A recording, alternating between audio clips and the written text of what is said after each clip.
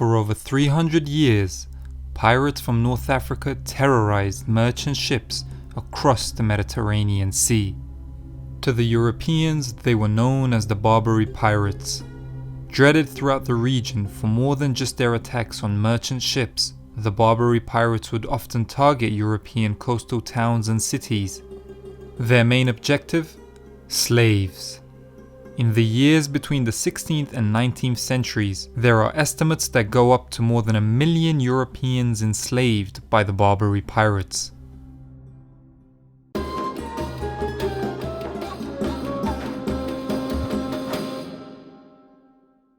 The Mediterranean has had a long history of piracy that stretches as far back as the ancient Egyptians, perhaps even longer. It's unsurprising really, considering the importance of its trade routes which connect southern Europe with the Levant and North Africa. Even piracy stemming from North Africa was nothing new to the early modern period. During the medieval period, piracy and slave-taking from coastal regions was such a problem in southern Europe that in the year 1198, a religious order, the Trinitarians, was established to free captives by collecting ransom money. There was even the Barbary Crusade in 1390, a joint Genoese-French attack on the Tunisian city of Mahdia that was aimed at reducing pirate activity coming from the city. You might be asking yourself, what does the word Barbary mean? It's actually in reference to the Berber ethnic group that inhabit North Africa. The word Berber itself comes from the word barbarian from ancient Greek. The Europeans would refer to modern-day Morocco, Tunisia, Algeria, and Libya as the Barbary Coast. Back to our story. Despite being around in the medieval period as well, the term Barbary pirates really stuck once the Ottomans started to flex their muscles across the Mediterranean Sea. Towards the end of the 15th century, the Ottoman Navy under Kemal Reis started to aid the last remnants of Muslim power in Iberia, the Emirate of Granada.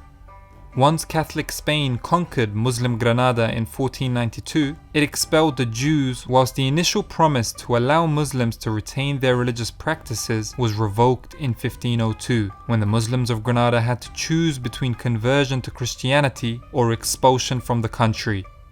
Some of those expelled Muslims and Jews would go on to swell the ranks of the Barbary pirates, in part motivated by revenge against Catholic Spain.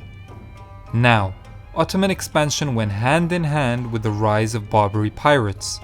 In addition to greatly expanding their own navy, the Ottomans also relied on Corsairs, another term for privateers. What is a privateer, you ask?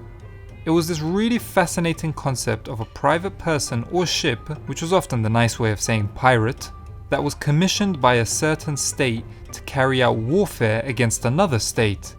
This is why the Barbary pirates are sometimes referred to as the Barbary Corsairs. During their expansion into the Barbary coast, privateers were absolutely pivotal for the Ottomans. In fact, Algeria came under Ottoman dominion as a result of the infamous pirates, the Barbarossa brothers, Uruç and Hayreddin.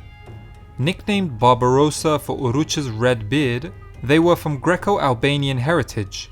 The two brothers formed epic careers for themselves, with Hayreddin going on to become the Grand Admiral of the Ottoman fleet when it dominated the Mediterranean Sea after the Battle of Preveza in 1538, in which he defeated a Holy League coalition of Christian European navies. Tripoli was conquered in 1551. Tunis was captured by a man who highlights the strange and fascinating world of the Barbary pirates. In 1574, Uluç Ali was the Grand Admiral of the Ottoman fleet, a position he'd hold for nearly 16 years. Earlier in his life, he had been known as Giovanni Dionigi Galeni. Born in Calabria, southern Italy, he was taken as a slave at the age of 17 by Barbary pirates under the command of Hayreddin Barbarossa. For the next few years, he would remain a galley slave, an absolutely horrible position to hold. This is where you would essentially be chained to the oar that you were meant to row in terrible conditions with little connection to the world beyond your ship. Soon after, Uluç Ali converted to Islam and was freed from slavery. The conversion to Islam was a common route taken by non-Muslim slaves who wanted to gain freedom. Subsequently, Uluç Ali would become a privateer/pirate under the famed Turgut Reis, and from there go on to attain the highest position in the Ottoman Navy. Today, if you visit Istanbul, you can see the mosque he commissioned the famed architect Mimar Sinan to build for him, the Uluç Ali Pasha Mosque. From the beginning of the 17th century onwards, the Ottoman Barbary coast states of Tripoli, Tunis, and Algiers gained greater autonomy. This meant that the activity of the Barbary pirates would become less focused on achieving political goals and more so on drawing economic benefits in the shape of plunder. This decrease in Ottoman central authority allowed the Barbary pirates to focus very heavily on their most lucrative business, slavery.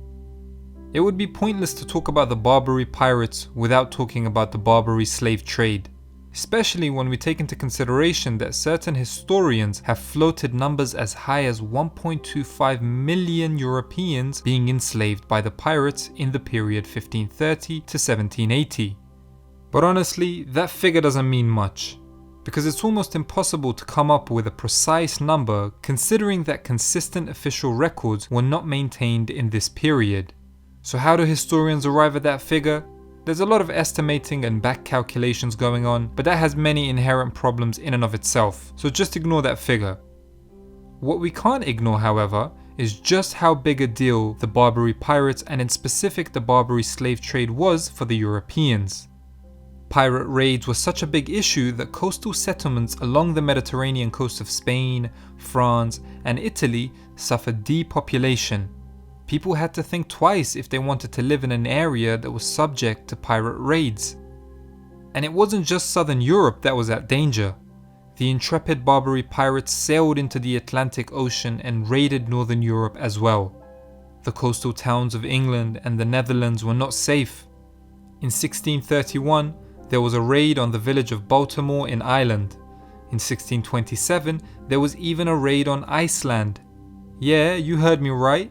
Iceland. The raids on Ireland and Iceland have something in common that is an absolutely fascinating aspect of the Barbary Corsairs' history. That is just how multi-ethnic the Barbary pirates were. We've kind of discussed this already with the Italian Uluç Ali and the Greco-Albanian Barbarossa brothers.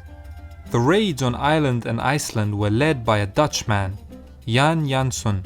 Initially a Dutch privateer, Janson turned Turk, a way of saying he became Muslim when he was captured by Barbary Corsairs in 1618. Changing his name to Murat Reis, he would go on to become the first president of the Pirate Republic of Salah, a city that was literally run by the prophets of piracy in Morocco. Interestingly, Jan Janssen's son would go on to become a prominent landholder and original settler of New Amsterdam, which would go on to become modern-day New York. There were actually quite a few prominent Dutch Barbary pirates, including Simon Danseker, aka Simon Reis, and Ivan de Venboer, aka Suleiman Reis. In addition to the Dutch, there were also English pirates getting in on the action as well. Jack Ward, changing his name to Yusuf Reis upon conversion to Islam, was active at the beginning of the 17th century, and was said to have amassed an absolute fortune by the time he died. There were also Jewish Barbary Corsairs, most famous of whom were Sinan Reis and Samuel Palache.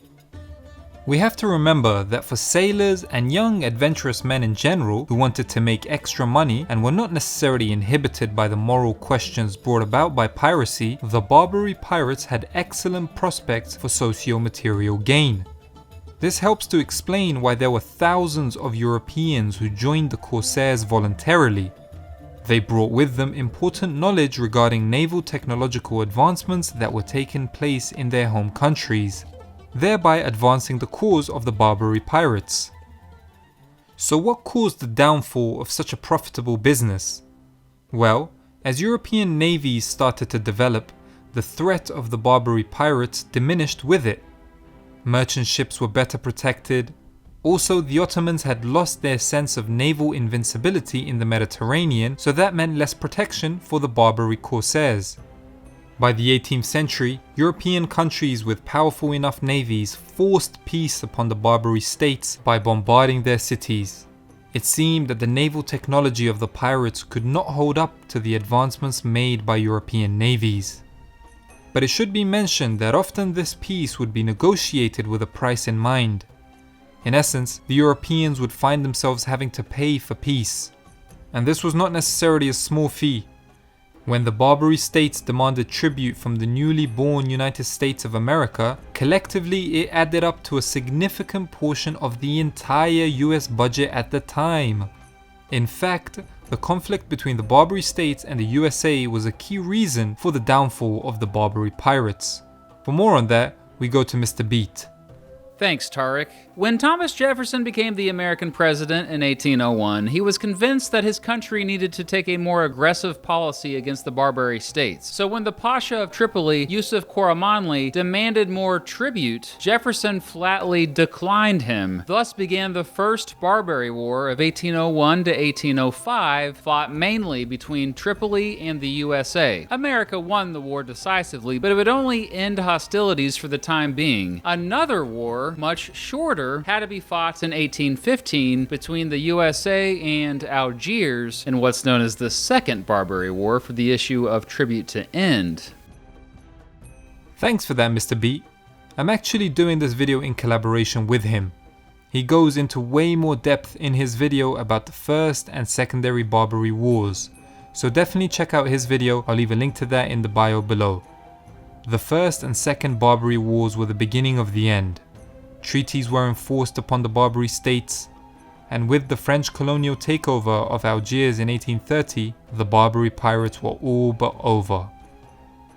Thanks for tuning in. Don't forget to check out Mr. Beat's video on the Barbary Wars, and as usual, a massive thanks to our patrons who continue to support us. Until next time, peace!